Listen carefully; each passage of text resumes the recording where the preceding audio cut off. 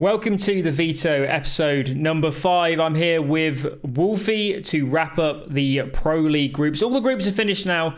A few surprises, some of the results we did expect, but overall I enjoyed the group stage.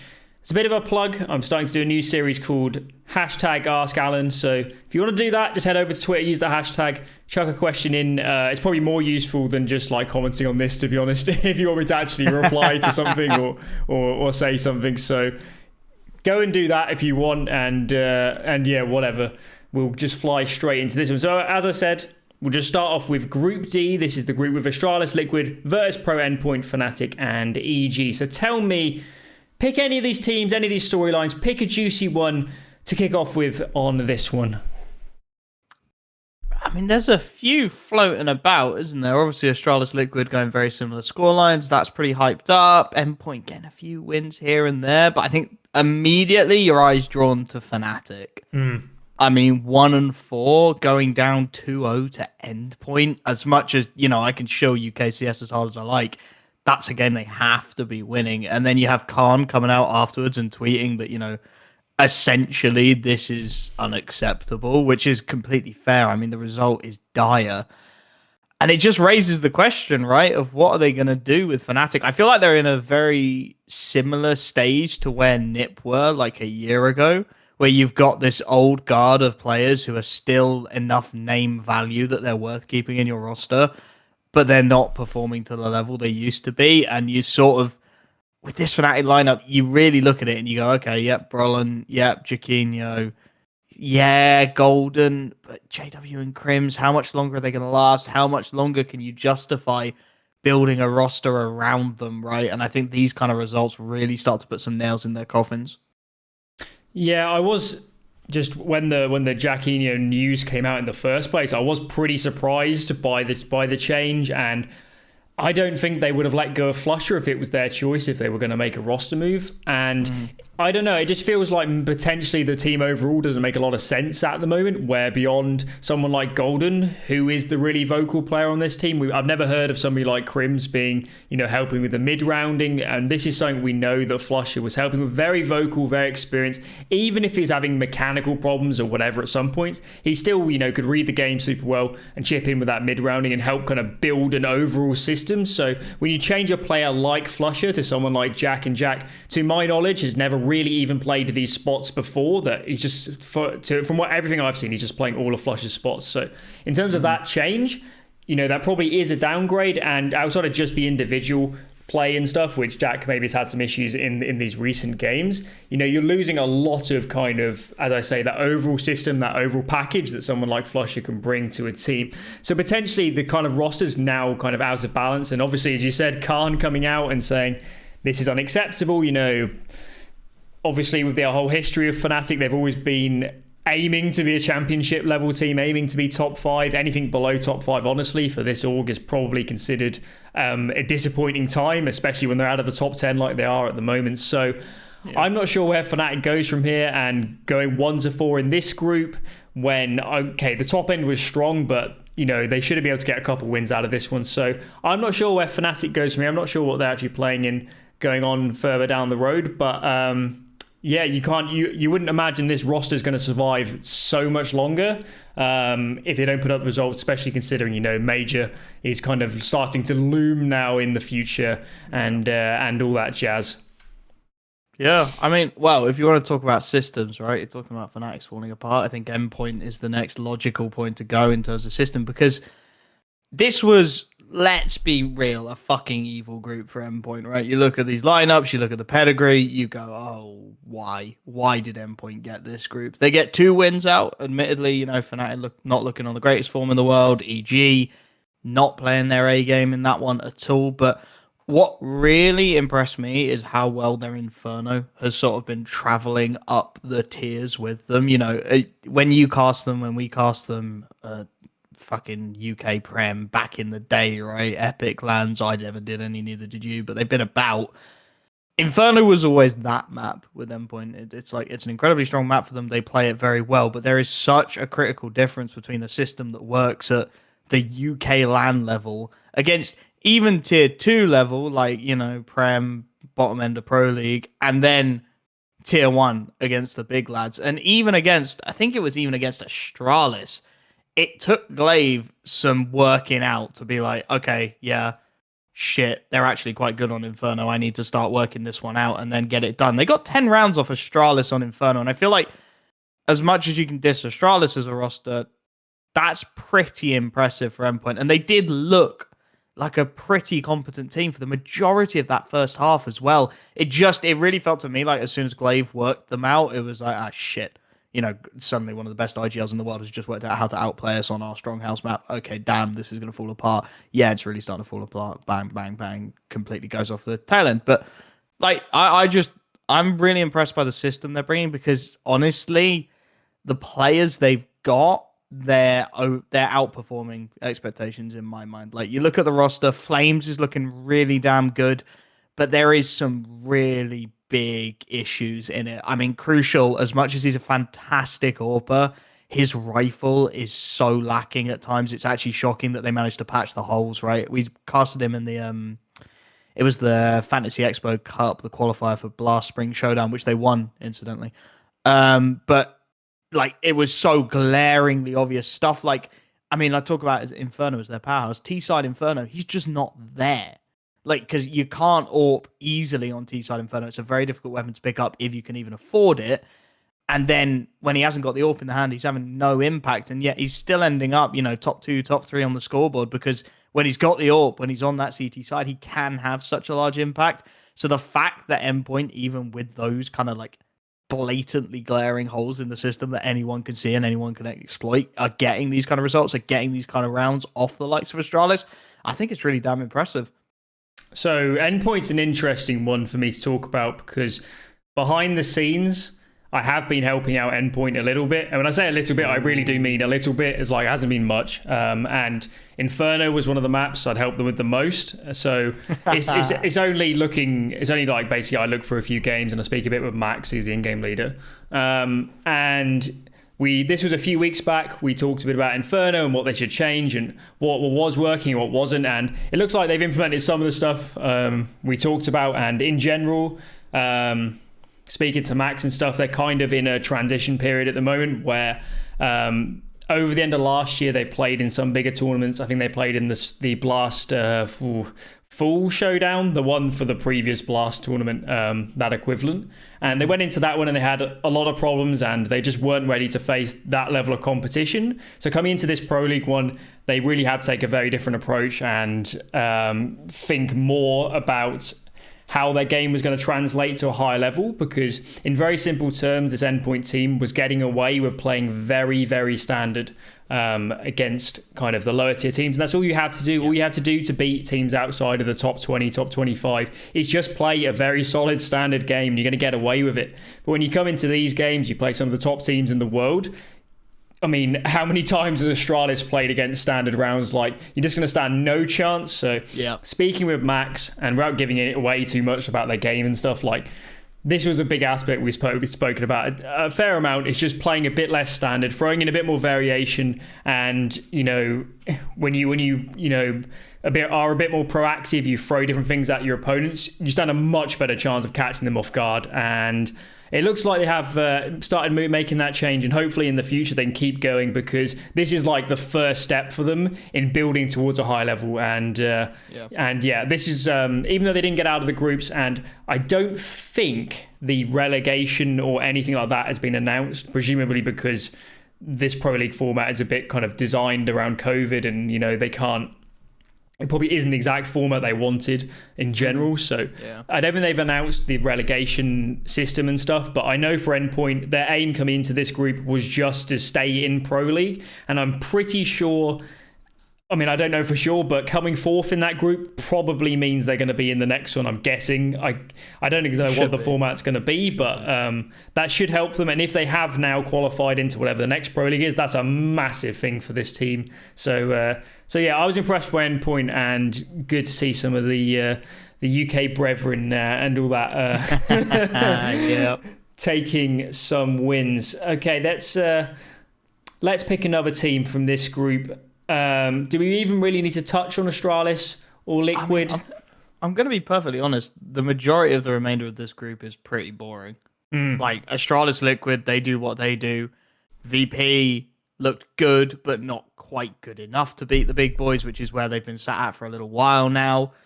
I think the only other thing you can really touch on is EG obviously completely crapping out with Fnatic as well, which does raise, a couple of red flags here and there. But I don't know, Group D, without, the Fnatic and EG performances, really just played out how I was expecting it to be honest. Well, the crazy thing with EG was they won the first game against Astralis and then lost 4 in a row. So for them, that would be just be devastating, wouldn't it? You've taken out what should be, if not the hardest, one of the harder teams in the group. That should be kind of on the route now to qualification. You just need to beat a Fnatic and an Endpoint. And that should have been achievable for this squad. So for them, pretty disappointing. Astralis, Team Liquid, kind of just going through the motions. That's what it felt like to me. With Virtus Pro, maybe you could say this is a bit of a disappointing result because they beat both of these teams in the Katowice playoffs. They had super close matches versus Liquid and Astralis, so maybe they're kicking themselves a bit. But at the end of the day, I always feel like with this sort of format in big group stages, it's just about getting through. It doesn't really matter where you play; it's just about survival. And they made it through in the end. So at least we get a good. We got the right teams for in this group in the end. So it all bodes well for the actual playoff stages. So that's Group D. Done that one fairly quickly. Let's just throw to the wider scope of the tournament now. So we've talked a bit about some of the other group stages in previous podcast episodes, but in terms of the overall group stages, are there any teams or topics or storylines you think we should really delve into? I mean, if you want to go Cloud9, I feel like we can go there, right? That's obviously the biggest storyline. They have another very disappointing event. Who did they take down? I know they lost to MIBR. Let's go check the actual. Here we go. So they take out Team One and they take out Furia. Both play, I guess you could call it a very unique brand of Counter-Strike, both of those rosters, right? They don't really play towards, as much as I hate the word, the standard format of CS as it is at the moment. They take maps off Gambit, they take maps off NAVI, and then again in a close series, right? They get 2-0 by MIBR. They look close both maps. It looked good. It looked solid. And then the wheels just started to come off a little bit. And obviously, as a result of sort of the results over the last 12 months, Cloud9 have decided that this isn't the play, right? Spending all this money on these hideously expensive players and putting these massive salaries out. It's not working for us. We're not getting the results we want. We're going to drop the whole thing and at least say that they're going to come back to it once COVID's sorted, right? They've at least come out and gone, as much as we're ditching this, we still want to be a part of CS. We still want to be a player in the scene. It's just not the right time, not the right place. And I mean, I don't buy that. I'm going to be real honest, straight out the door. I think, Henry G comes out and he says this is a long-term project. This is a big commitment. This is that. And then a year in, they've done what every fucking roster does when their team isn't performing. They've ditched them, right? And it's really frustrating because you could see the improvement on Cloud9 from those original events where they were just completely scrappy and all over the shop to now having a system. Overpass was looking like a really solid map for them. They were starting to get some consistency behind it. They were starting to find that kind of form where I was like, okay, give this another 6 months, give this another 9 months, maybe start chopping and changing what has already been a very, very dynamic roster, right? We've seen so many freaking iterations of it. Then maybe it starts to click in. But I can see both sides of the coin with it. They were, as much as, the salaries, we don't know too much information about any of the other salaries, so I don't want to wade in heavily and go, this is, unreasonably expensive. Straight eye test says that's quite a lot of money for a CS roster, right? Straight eye test goes, that's quite a lot of cash. To then drop Woxic based on how much money you're paying him, that's another big call. You bring in 3 relative youngsters, right? Obviously, Mezzi is by far the least proven. Floppy, still to be proven in my mind. Zeppa had some great series on Chaos, but is not a triple A, right? He's not a Woxic. He hasn't got that kind of pedigree behind him. Then you put the pressure onto S-Tag of Orping. Alex, meanwhile, is trying to call around a roster that seems to change every other week. It was just the perfect storm in my mind for Cloud9. And as much as you can, go, they shouldn't have ditched them. They should have stuck with the project. At the moment, with the uncertainty around COVID, they made it patently clear they want to have all 5 players in the same place at the same time, pracking together, right? And that was just never going to happen. Yeah, I do feel some sympathy for them because at the time that they were building the lineup, that was, what would that have been, about July, August last year, and that was when the COVID numbers were bottoming, like really low, and it looked like we were genuinely months from coming out of lockdown and going back to at least a feasible system where, a team like Cloud9 could just visa up all the players and fly them out, and it wouldn't be any issues in terms of practice and stuff. And then obviously as we approached kind of October, November, and in particular Flashpoint Season 2, which was Cloud9's first ever LAN, that's when slowly things started to tail off and travel lockdown, and it was becoming a nightmare. And to my knowledge, this Cloud9 team was on very, very low practice going into Flashpoint Season 2, which of course, when they were building this team, Henry was saying all over the place, we're building this team to win the whole tournament. That's the whole aim of the team. We're bringing in players with this whole premise that, the only goal here is to win a tournament like Flashpoint, which should have been, for an organization like Cloud9, it should have been feasible to compete for a Flashpoint title. Going into it, very limited practice, almost certainly because of COVID. Maybe they could have planned a bit better around it. I don't know if they knew about, just flying everyone into Serbia or something early. I don't know what was going on the org side, but yeah, there might have been a route out of it, but at the end of the day, they just didn't have good practice going into that tournament or any of the tournaments towards the end of last year, because I'm guessing because of COVID, and maybe because some of the players were negotiated pretty late compared to what they wanted. Mm-hmm. So that's what we had at the end of last year. And then going into this year, and I've read the statement with what they've said about kind of lacking practice and all this, in terms of why they're dropping the lineup and stuff. And yes, I do see it probably still being a problem where maybe some of the players, they couldn't get to the same places, and I don't know, maybe they could have all played in Serbia or something, but realistically they wanted probably the whole team in North America. To my knowledge, a lot of these Flashpoint partner teams were aiming to be based in North America and play from probably Los Angeles and all that, and that's just a nightmare at the moment. You just can't, it's just impossible to get into the country basically. So from the org side, I understand it, and I'm guessing from Jack's perspective and running the org, the whole premise in the first place was we're going to have the team on location, even if they're not there the whole time, they're going to boot camp before events. We're going to have real hard practice. Maybe even from a content perspective, they wanted a lot more out of this team. I'm guessing that's probably a big reason you bring in someone like Henry, because he's just going to be straight fire if you're going to have to make any content, and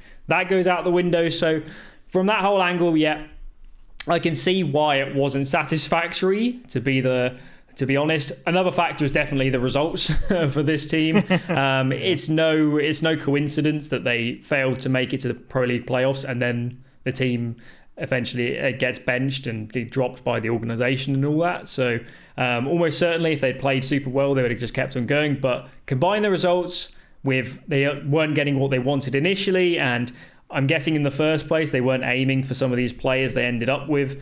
Combine it all together, and it's just like, how are we even going to achieve what we wanted initially from this project? And I'm guessing from the org's perspective, that was the kind of the final straw. If we've just deviated too far from where this whole org was aiming for, that is it even worth it? Should we even keep the team? Cloud9 obviously relies on a North American audience. All the games are played in Europe, and how much longer can they keep going like this? How could they justify the investment? So yeah, I'm not totally surprised, but forgetting all the org stuff, yeah, I don't think the team ever performed brilliantly well and never really came together in my eyes. I never saw it got better, but it wasn't, it was never going to be a super high level team in my opinion, especially after losing people like Kassad and Woxic in the first place. So I'm not overly surprised, I'll put it that way, but maybe it doesn't bode well in general for some other organizations who take a Fnatic, for example. Can they justify their investment if they're not getting results and stuff? So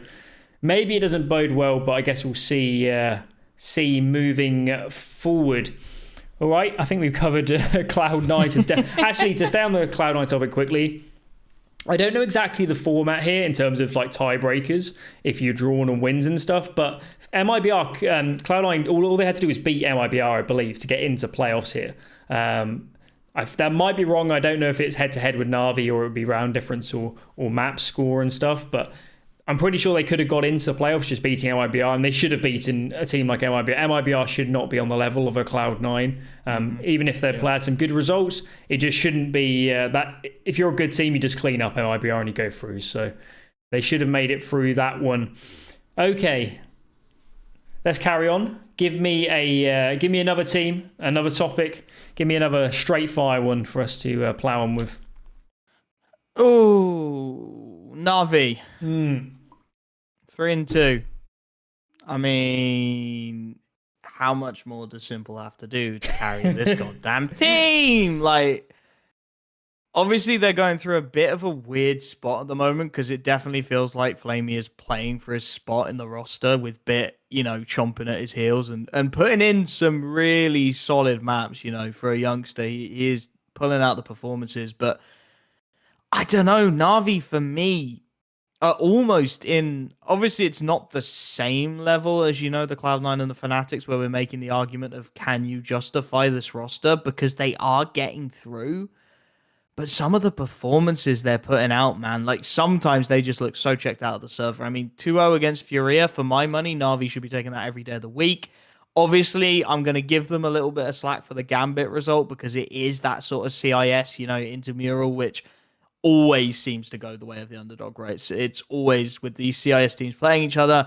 They've known each other for so long. They've scrimmed with each other for so long. It very much becomes a mind game, and I think that's where the Hobbits of the world really excel for Gambit. So I'll cut them a little bit of slack there. But then dropping maps as well, to Cloud9s. And I mean, if you want to go back previously, losing to Liquid, only taking a map, dropping maps to FaZe, to MIBR in their old iteration. I don't know what more Simple has to do to get teammates around him who can make him excel, right? It's going to be, at the end of 2021, there will be the same argument about who is the best player in the world in 2021. And to be fair, at the moment, ZywOo is not even in contention. But it's going to be Simple without a team around him versus insert player name here who had a mental season with a team who can support him. It just feels like there is nothing in this Na'Vi team that really provides a consistent supportive element. You have maps from Bit, you have maps from Electronic. Hell, Flamey even shows up sometimes, but there is nobody who is always there for me, always on the server, always giving Simple that platform to build off. I feel like I've spoken about loads about Navi in the last 2 weeks across content, or maybe even longer than that. Because the thing is, I still even now probably think if I had to gun to my head, say Navi probably are the best team in the world, even after results like this, even after going out of Katowice playoffs, losing to Gambit, and obviously against Liquid first in that tournament. It's just like, when you've got a player like Simple, who, yeah, he probably is just, but definitely the best player in the world at the moment. The only argument I can see is actually Device right now, who for some reason has just become absolutely unbelievable for Astralis. On Astralis quickly, like I was watching a few of their games, and like it looks to me like they're playing a lot more around Device, especially on T side, where in the past it'd just be Glaive calling. Now it looks like they're giving Device more space to call around himself. So maybe that's why Device is playing super well. But anyway, back to Na'Vi. When you've got someone like Simple and he's putting in such incredible performances, everyone says it, and it's kind of true. If you didn't have Simple, they'd be in a lot of trouble in the first place. And always the perplexing thing about Na'Vi for me is I think their communication is world-class. I think their mid-round calling is world-class. I think they can run great strategies. It's just like sometimes the overall game just falls apart. Sometimes they turn up in the server and don't even look like themselves. And I think it's just a question of lacking a bit of structure, a bit of a B plan. Maybe if Simple has a bad game, they probably just stand no chance. To be honest, it's probably just game over. And then you add in, as you said, the kind of Bit Flamey situation where now Bit's playing more maps, and obviously we know RMR tournaments going into the major. You've got to have 5 players. You can't have 6. So I'm guessing you're right that they are testing them against each other, and they're going to settle one way or the other moving forwards. And one of them's going to be, shit out of luck and not going to be a lot of fun for them. So yeah, with Na'Vi, I still think they could turn it around. I don't think they actually need that many tweaks to be a really sensational team and be more consistent. It's just like, it's just like, yeah, it's I've never really seen a team like this where they, in my eyes, they are the best team in the world, or they're in contention for it, and they have some quite obvious flaws or aspects where they just look a bit strange. I can't remember a time in the past where maybe a good example is like when LDLC or Envious was actually the best team in the world or winning some of the biggest tournaments, because you didn't even look at them playing, you're like, this, how is this even working? Like, how does this make sense? There's no depth to the game. This isn't as extreme as that, but maybe it's a fairly comparable example. So yeah, Navi's a bit funky, but at the end of the day, yeah, I do still feel like with these kind of big round robin group stages, they made it through, and they could still win the tournament. I wouldn't be gobsmacked if they just came out and just slammed some of these other teams that just creep through. Like, if they play like a ENCE or something, it could just be a bloodbath and just standing no chance at all. So I think that wraps up Navi. We've done Cloud9, done most of that group. Gambit, absolutely flying results. Where did this team even come from? I look like a genius for saying a few podcasts back, this team's going to put up some good results, because now they're just beating everybody. And God, I can't even talk about it. A high-profile figure said they might be the best team in the world at the moment. You'll see what I mean soon, maybe. Oh, for fuck's sake. Come on, don't dump yourself in like that. So, yeah. It was Moses. Oh, you're just going to send it, are you? Fair enough. He doesn't. He won't care. Anyway, yeah. So that's. Do you want to say anything on Gambit beyond that? Because to be honest, I didn't watch many of their games here, and I feel like I've already talked quite a lot about Gambit. I think on the episode before. No, they looked really damn solid. I think for me, the biggest thing for them is backing up the result, right? You know, we talk about. I mean, fuck, you talk about the Vanguards, the QBFs of the CIS scene, right? They have a great tournament and then they just drop off a cliff for like a year. A Vanguard have done well, obviously, under the new VP banner with a couple of changes to bring it back. But for me, it's the consistency that's big now for Gambit, because, you know, they won Katowice, then they go through to, what's a good way to say this? Sweet shit. And they go out 5th to 8th, because, you know, we've seen enough crap around that tournament to go on with, but they go out 2-1 to Copenhagen Flames, and it's like, crap, it's happening again with Gambit, right? You know, they've had one great tournament, they're going to completely fall off a cliff. So to come back with this kind of form, I am going to ask you for your opinion on this format, because I know what you keep ragging on about it, so I feel like you got something there. But even with the format, even with, you know, these weird round robins, to still be putting out consistent victories against some of the best teams is, well, it's fucking impressive at the best of times, right?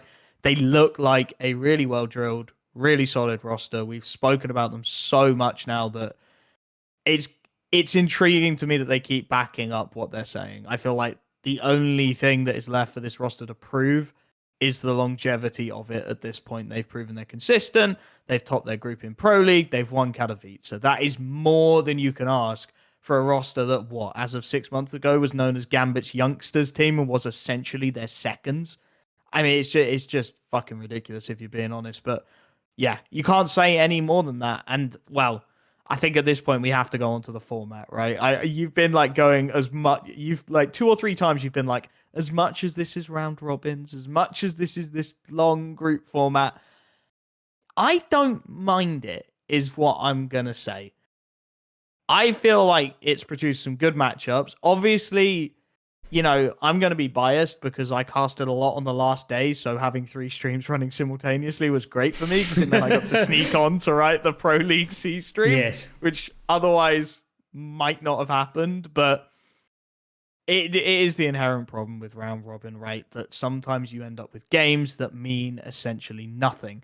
I feel like you can get away with that in Pro League, if we're being very honest, because, you know, potentially some of those bottom seedings, they then play into relegations. And Pro League is as good as it gets for circuit Counter-Strike, right? This is where the best teams want to be. Obviously, Flashpoint is up there trying to contend with it now, but having lost Thorin, we're going to put them under the rug. This is where the best teams want to play, right? So there's more on the line in terms of the round robin, even just in terms of seeding in those bottom 3 slots, than there is in some of those tier 2, tier 3 tournaments, which is where I think the format's most glaring issues start to come out. It's when teams don't care, right? It's when they go into that last game and they're going, oh fuck, we're out anyway. This tournament means nothing to us anymore. You know, the possibility of relegation to a lower tournament, well, fuck it, will be disbanded before that's even a thing. And then you start to get the awkwardness. I feel like, I don't know about you, but I feel like Pro League maybe gets away with it a bit there. Well, yeah, as I mentioned earlier, I mean, to my knowledge, they haven't announced how relegation and stuff would work. So it might have been the case here that if you came sixth, you might have just fucked yourself. So there might have actually been some games in this tournament where teams maybe were checked out before the game was over when there was something quite serious on the line.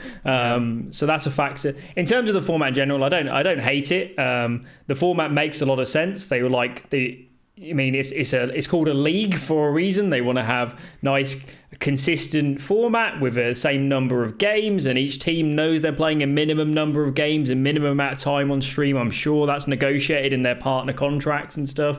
In the first place, it's quite an easy format to plan out, and they can do one group at a time, and it's all fairly easy. The weird scenarios, as you mentioned, come up when you get to the end of the group stages, and some matches don't matter, and they have to play the game simultaneously. So there might be some people watching this that haven't seen this before in other sports, but in football it happens quite a lot, to my knowledge, where you have formats where it is round robins and they play them at the same time, so that one result can't impact another, and you can't have ridiculous scenarios where like teams are throwing, so like other teams can get through and stuff, which has happened in the past in football, like years ago, like ridiculous scenarios like this. So it all makes sense. I don't hate the format. It's just it's just like every game in isolation doesn't have a lot of weight on it, and that's where I prefer something like a double elimination format or something where it's more easy to quantify the value of each game. And I for like a format like this, I don't find myself watching a lot of games live because of that, because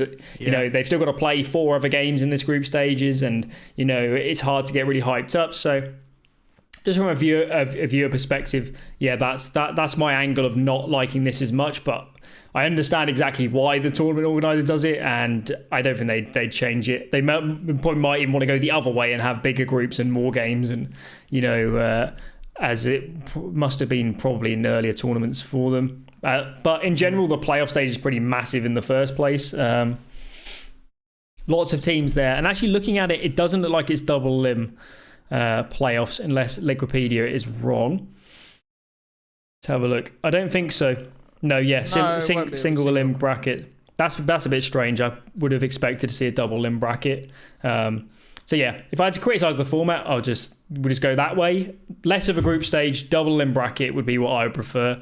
For something of this caliber, because what's going to happen is a good team's going to get knocked out early in this playoffs, and they might have been the third best team here, but they'll just come like 12th because they just met a really good team at the start. Like Cole, NAVI are playing here in the opening round.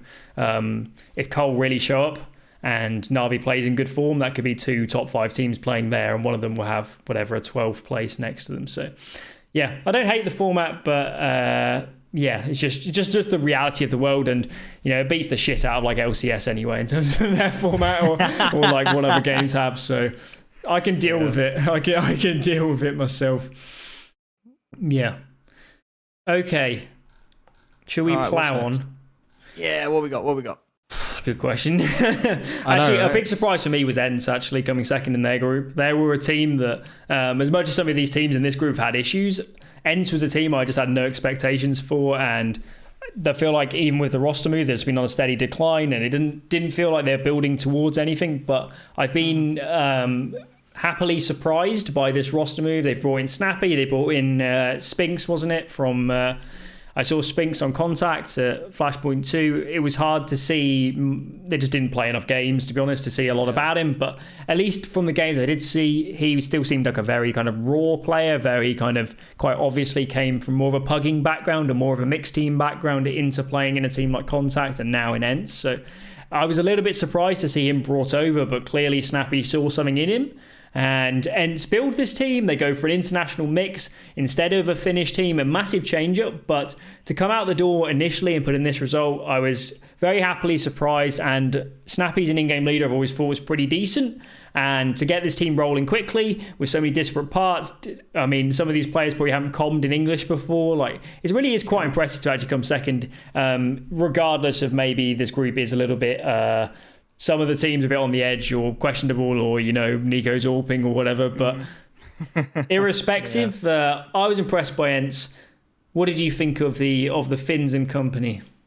I am in a very similar position to what I said about Gambit before them winning 2 major events. I'm still to be convinced. Yeah, they are at the moment for me a one and done roster. Obviously, I've come up with a better analogy. Snow, not shit, sweet shit. Just awful. My brain is just not with me today. 5th to 8th in that, right? Then they come into Pro League, smash it out, fantastic, 2nd place. Then they go into the Nordic qualifier for Blast Spring, and they immediately drop to the FPL Mad Lions edition, right? Which is just that roster. We'll get onto that in a little bit.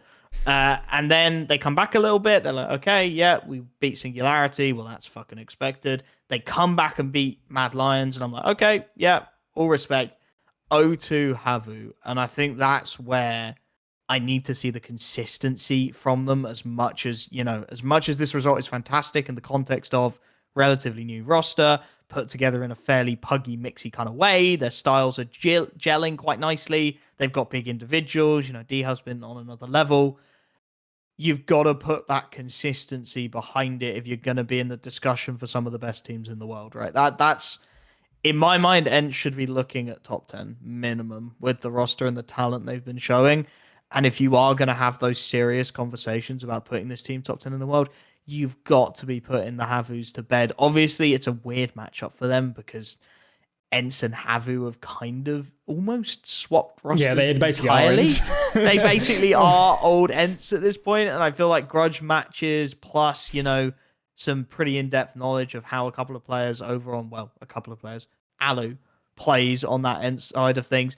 Maybe that starts to, play into it. There's a little bit of psychology going on, but for my money, if I'm going to have serious discussions about ENCE being a quality team, you've just got to put those games to bed, man. It's as simple as that. It's the Cloud9 MIBR argument, isn't it? If you want to be considered as a seriously top team in the world, you've got to be putting those mid-level rosters to bed. And until they do that consistently, I'm yet to be convinced.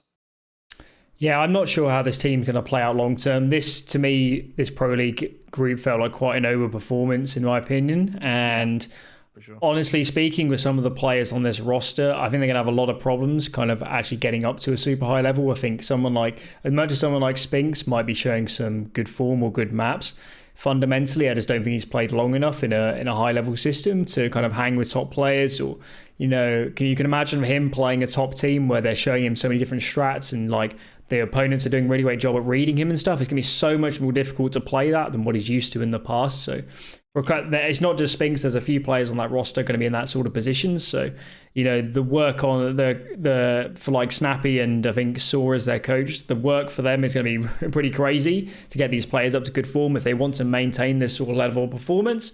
And I'd be very surprised if they do maintain this level of performance. But in that group, we had two other international mixed teams actually in Mouz and FaZe that both went out. And Mouz is another team that, Mouz was a team that you might have expected them to have a bit of a drop off, losing Carrigan and obviously Acor coming in and all that, but it's been pretty extreme, the drop off, and we haven't really seen anything from this team in terms of playing at a reasonable level. Even if Mouz is never really aiming for top 5 in the world, they should be borderline top 10. They should be competitive with some of these high level teams, even if they can't get over the line all the time. But from what I've seen of Mouz so far, they're really having problems adjusting to this new lineup.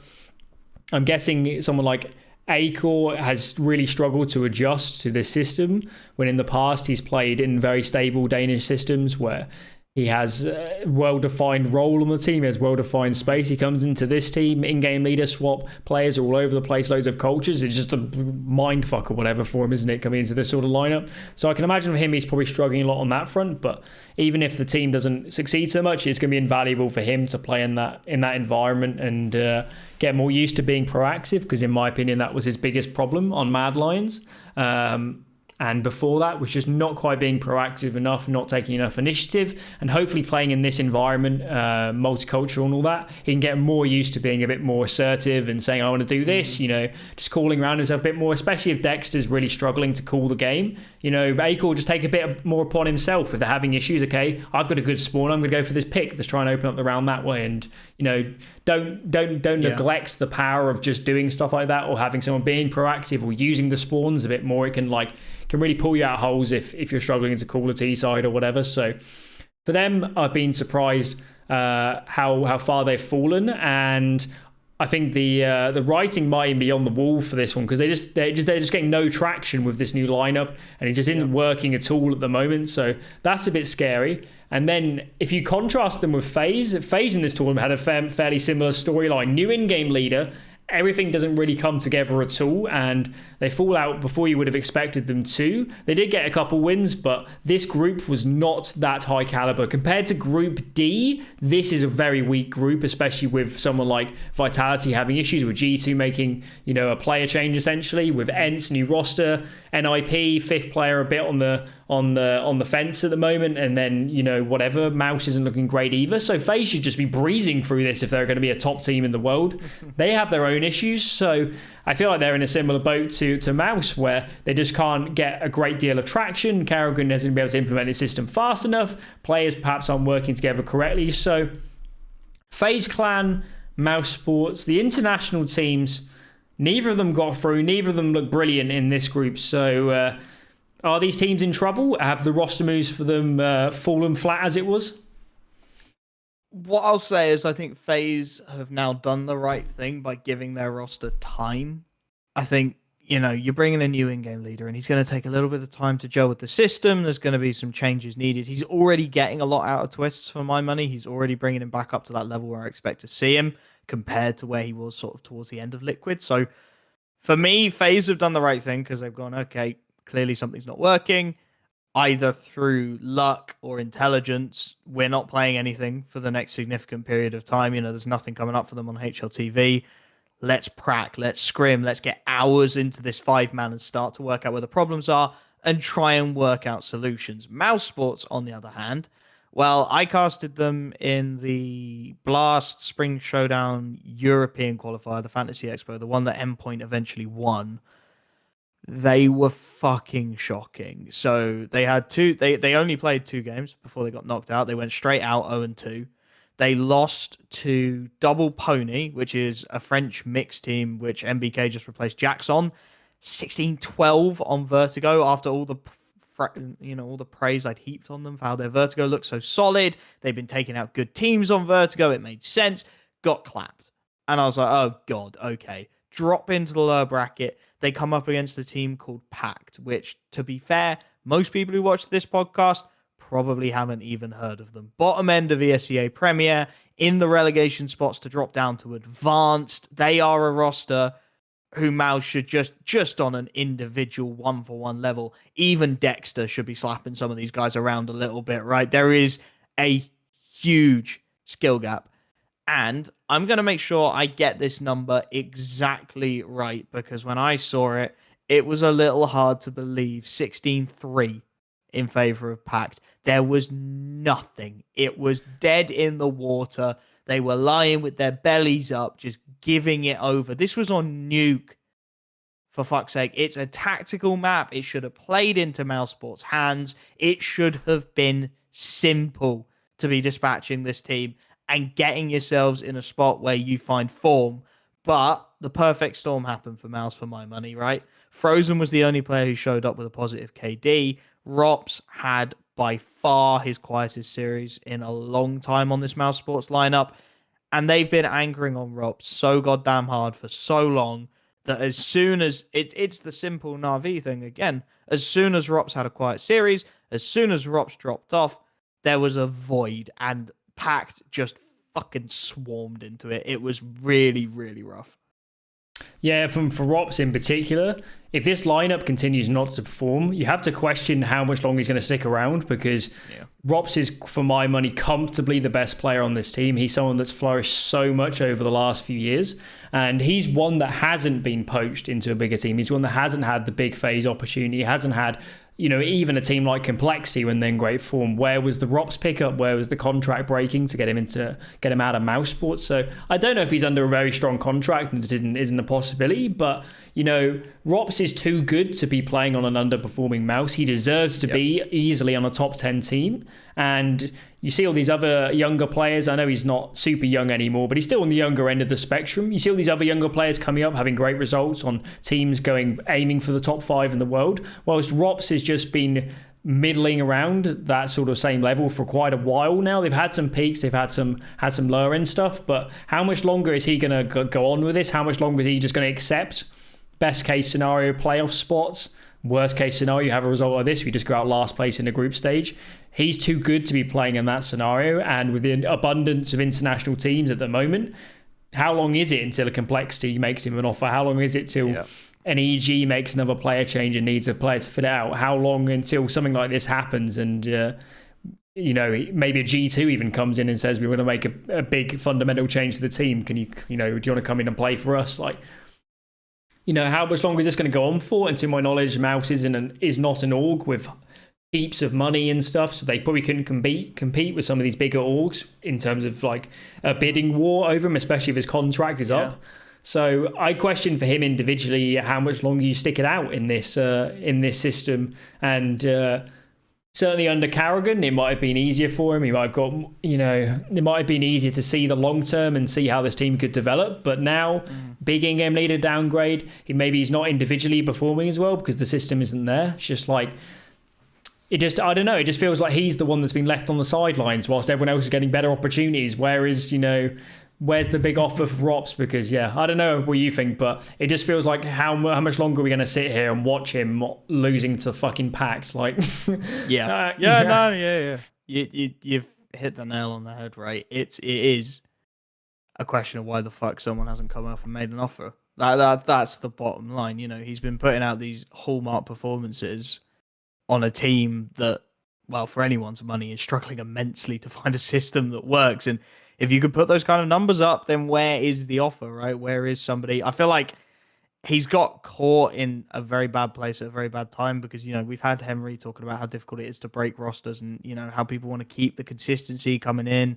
Obviously, Mouse Sports are making wholesale changes now, so that's out the window for them. But potentially some of the rosters he's looking to go to don't want to be committing to such, violent changes across the board. I wanted to say G2, but they've been chopping and changing. There's rosters out there where they don't want to be making wholesale changes right now because of the possibility that RMR events and the point deductions off the back of swapping and chopping is going to cost you a major spot, right? I feel like if I'm Rops right now, I'm saying stick it out for another 6 months. Obviously, I have no idea when his contract ends at all. That would be an ideal period to stick it out to if it's not too much longer, because as you said, then I'd expect to see some serious competition, because if his contract's up and you haven't got to pay the buyout fees, then the bidding war starts, right? It's how much money can we afford for Rops? And for my money, there are plenty of teams who can outpay for Rops and can really put him in a system where maybe he excels again. If not, I'm sticking it out till post-major. I'm waiting for trademark, right? Post-major shuffle of teams who've not performed as well as you'd expect, teams who've performed better than you've expected, and then you get this chopping, you get this changing, and everybody tries to make a new roster that's magically fixed all the problems from the previous one.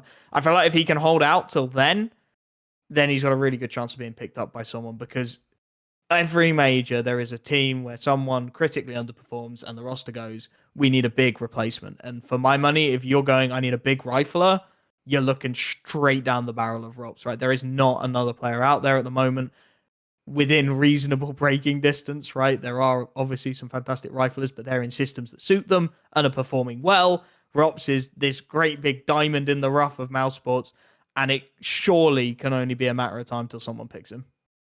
Yeah, I had a feeling he'd signed a lot. I just googled Rob's contract to try and find like the post because I had a feeling that he'd signed quite a long one a few years back, but I can't find anything. But if you know he did, let me know in the comments. But I've got a suspicion he has a fairly long-term contract. But regardless, can't confirm nor deny that one. So we've done Group C, we've done Group D, we've done Group B. You touched on it a bit earlier on. Should we talk about this Mad Lions roster? Because I saw this roster, and I was a bit surprised when I saw this lineup. I did like the Cuban acquisition as coach. I like having. I need to learn how to say his name, Rayin, as a. I think he's a good person to be a manager. You know, you can say what you like about using band coaches. Should they even be around the scene? Question for a different day, but irrespective, he's probably going to do a fairly good job at being a GM. He probably knows all the players. So I thought that was a good start. They pick up Cuban as coach, and then they announced this lineup, and I saw this lineup. I was on Wikipedia when I saw this lineup, right? And you know how it shows it going left to right, and then it joins the new team. When half the team is red, you know it's a bad day because that means half the team doesn't have Wikipedia pages, which means they haven't really played in real teams before. And like 4 of the 6 players did all red, and I was just like, "What's going on here?" I will not lie that when I first saw it on Wikipedia, I was like, "Is this a Mad Lions Academy team?" Because I didn't know what was going on, and then I went onto Twitter and HLTV, and I saw yes, this is the new Mad Lions roster. I haven't unfortunately watched. Cuban was on HLTV confirmed. Haven't unfortunately watched it, so I can't say anything massively profound, but I was quite surprised by this Mad Lions lineup, and it will certainly, for better or worse, be interesting to see how they perform. For better or worse, it'll be interesting. Yes. Yeah. I mean, to me, it looks like they've gone through the one to watch list from the back end of last year and seen how many players they can get, right? Like, a couple of Danish guys went, oh yeah, TMB is going to be hot shit. Okay, we'll sign him. Tudson has been popping up. Obviously not as much on the last year's one, but year before. I think he played on Henry G's Asus team a few years back, and that was his first big break. And then he went into Secret, put up some good performances there, and has been floating around FPL for a while since. Another FPL player, thank you very much, we'll have him. And then Waro, who was trialing with FaZe for a while. They had him chopping and changing out. A lot of the Russian scene had come out and gone, yeah, I think Simple as well, but I can't guarantee it, had come out and gone, yep, he's going to be a big deal. He's going to be a big player. I'll admit, I know absolutely nothing about Keen and JL. I really haven't seen them anywhere before, ever. But from those 3, it looks to me that they've gone, let's pick up the most talented individuals on cheap or free contracts and just fucking throw them at it and see what sticks on the wall, right? Best case scenario, you get a ZywOo situation. TMB pops off, Waro pops off, Tudson has a resurgence, and someone comes to you with a fat buyout for one of them. And that's like, yep, Mad Lions quids in. Worst case scenario, you're probably not paying these guys an arm and a leg. You know, we're talking about them being really young. We're talking about them being really unproven.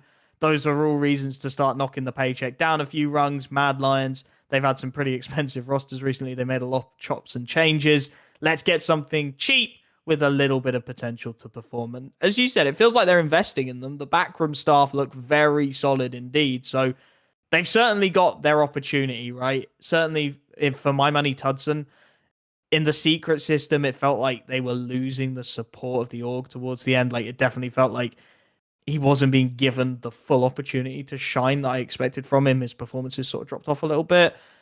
This is it, right? This is a roster that is built around showcasing these individuals. It's almost an advertisement roster, right? It's, oh, look what TMB can do. Look what Tudson can do. Look what Waro can do. Would you like to buy, or would you like to rent them for a few series? It really is that for me. Obviously, we've not seen any of them, really. I'm looking at recent results. They put up some good rounds against ENCE. They obviously took ENCE down once. Dignitas having a resurgence took them out. And then they've gone 0-2 to a Sprout roster who, for my money, should be making Pro League this season. They've looked really consistent. They've looked really solid. They're a well-drilled unit. So I wouldn't expect a newly formed FPL mixed team to be taking them down. So certainly initially, they're putting up standard results, shall we go for? They're looking decent. Waro's having some good series as well. Have they got a 6th? Yeah. They got 6 players. Sorsal. I'm gonna have to go look this man up now. He's played on Saw for a month. I think Saw had him as a stand-in as well, Yep. 6th man for a month. Again, heard very little, but for me, this is an advertisement roster. This is oh shit, Gambit youngsters. That went really well. Let's do that. Let's try that. See if we can make that work. So essentially, this is the Argos catalogue of teams. Yeah, precisely that. Flick through, pick your favourite, and buy them. They'll even come out on a conveyor belt, and you have your number 32, Tudson, 50k buyout. That's Mad Lions. The thing is about Mad Lions, I've actually been planning out some content around this team, so I don't want to like blow my load but all I'll say is like, I was speaking to a friend about this team yesterday, and he messaged me saying, this team has 4 AWPers. And I looked it up today. Yeah, they legitimately have 4 AWPers. They have 4 players. They picked up 3 AWPers, and TMB was used to be a hybrid, and he was meant to be an AWPer when he came in to replace Acore. So they've legitimately got 4 AWPers on this team, God, which is mental enough in the first place. But yeah, from the players' perspectives, I think this is a very good opportunity for some of them playing, even if their teammates aren't phenomenal. The org should be fairly good. The support structure around the team should be fairly decent. So for them, you couldn't really ask for much better than this, coming from like an FPL scenario or being like a wildly good performer on a much lower level team, which basically all these players are. Essentially, yes. So from the individual's perspective, I can imagine this is pretty good for them. But it's just a bit wild to go from a full Danish roster with relative potential, with a few roster changes could have been top 10, to losing those players, selling Acore, selling Refresh and Shush, and then going in this direction. It's all a bit mental. Unfortunately, I'd say I haven't seen the HLTV confirmed. So maybe Cuban, I think it was Cuban that went on it. Maybe he illustrates a bit more of the thought process behind this. But yes, in my eyes, it is essentially a team to try out some players and then probably flip them down the line. I'm guessing the only other way you could look at it is we're bringing in 6 players. We're going to try them out for 4 months. We're going to keep 2 and then bring in some good players to fill out the roster once whatever the pandemic situation is a bit eased. I don't know. I don't know exactly what's going on, but it was very perplexing to see this roster, and the AWPing situation will be interesting. I haven't watched any of their games, so I don't know who is AWPing, but you can just imagine in the comms, like, if someone's having a bad game on the AWP, the other players are like, just give it to me, and there's 4 of them that can say that, so that must just be a mess in the first place. But if this team succeeds, if they put up good results, Cuban is like the best coach in the world. If this team really performs incredibly, because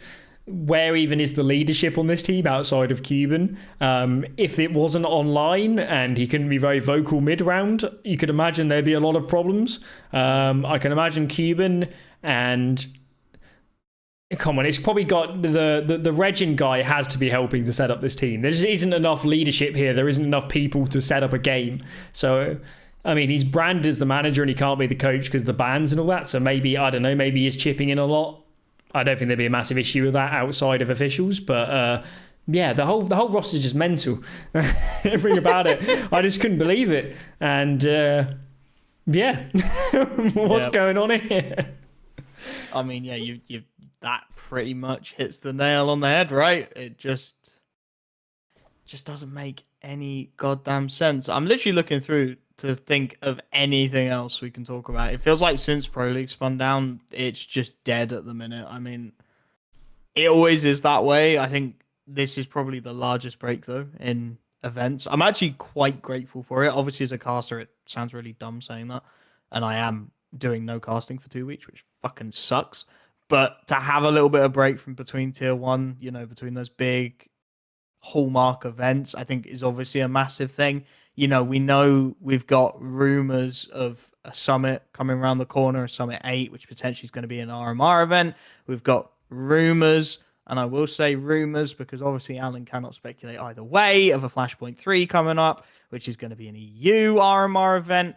So there's gonna be some big ticket items coming up pretty damn soon. And if we know how the RMR points have been working before, and how every event has been worth more to put more emphasis on the events leading up to majors, and with no released schedule yet of how these last few RMR events are going to fit in before the major, the next one could be, pretty critical in deciding whether teams make it or whether teams are dropping. So it's nice to have a little break. Obviously, we've still got playoffs to play for Pro League, but with those kind of, flagship events for CS, I feel like you've got to say the RMR's a flagship at this point because we do have a major, we have a date, and we have a place. We have all of that set relatively in stone. Obviously, if Rona does its fucking thing, we'll be gone again, but it puts a lot of emphasis on the next few events in the context of the year.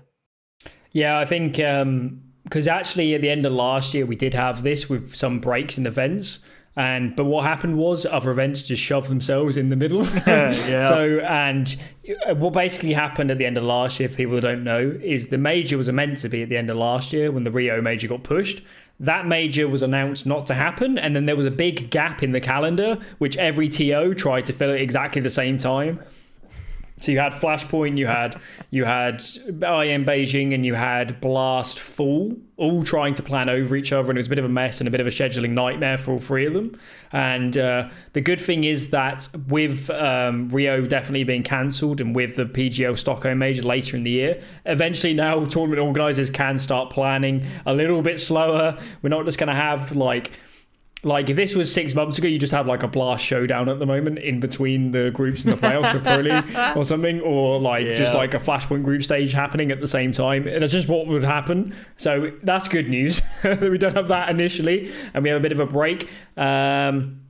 As I say, just with the format of Pro League, because it is just a group stage and it doesn't wrap anything up, it is a bit different than being a whole tournament ending, and then you could reflect on the storylines. Like, we're in limbo a bit here, not talking about teams going into playoffs and stuff, because the playoffs don't end for like 10 days, so we'll be able to do another episode of this before the end of playoffs, so then we'll actually cover all the teams. So, but yes, I don't know, it's just the world we're in at the moment with COVID and these tournament formats being stretched out, loads of games, like it's just CS every day, pretty much. So much CS. Pro League's format was free a day as well, so that was just mental. There's so many games. How could you even ever watch all of these games? Like, if anybody out there is watching all of these games, fuck me. Like, how are you watching so much CS? Oh, mate. I mean, I've had most of them on in the background, but I will say it's in the background because I am working. Exactly. So it's like you've got the audio cues coming in, but that's where, and I'm gonna give them a shout out here because I think they're sick. The guys at TLDR, they are just class at that. Like, their summaries of the weeks are just insane. Check them out. TLDR.gg. Not sponsored, not anything. I just use their emails to keep up with what the fuck's going on when these weeks are so mental. So yeah. It's been fucking crazy, the amount of CS we've had recently. As I said, it's nice just to have a few days to like breathe. I mean, I'm sure you don't get to breathe. You're going to be pumping out the content machine for the next couple of weeks, just fucking hamming in videos about how these teams are crapping themselves and how teams are. I mean, your fucking brain is unreal when it comes to CS. But yeah, I don't know. Have I missed anything? I feel like we've pretty much nailed the bunch here. Yeah, we've covered all of Counter-Strike from day one to the most recent day. Yeah, I think we've covered most of the stuff. I'm trying to think what my content plan is moving forward. There isn't anything that exciting, but you're not meant to say that, are you? Yeah, I've got loads planned. You better subscribe and shit for like all the upcoming content that's going to be coming in the next few days. But yes, I agree. I think we have covered all the topics. We'll probably do one again next week. Maybe we'll have a guest. We're really terrible at organising that, so. No, everyone's just busy, man. Like, yeah, I message and I ask, and they're always just. It's something about this podcast. I think we're too serious. I think that's the problem. That's the problem. Go, oh no, can't. Yeah, I need to swear more. That's the problem. So yeah, we'll try and have a guest next time, and I guess by that point we'll probably be into Pro League playoffs, so there'll be plenty to talk about, and instead of we're focusing on all the teams that fell out and came last, we can focus on the good teams and forget about the pain and the hardships of life, and and enjoy ourselves moving forward. So I think that's the end of this one. As I said at the start, I'm doing an Ask Alan series, so go and chuck any questions on Twitter. It'd be like the perfect springboard if you got a question off or something I say here. Just throw it on there, and then I will reply to that one. But that's it from me. That's it from Wolfie, and we'll check you guys out again next time around.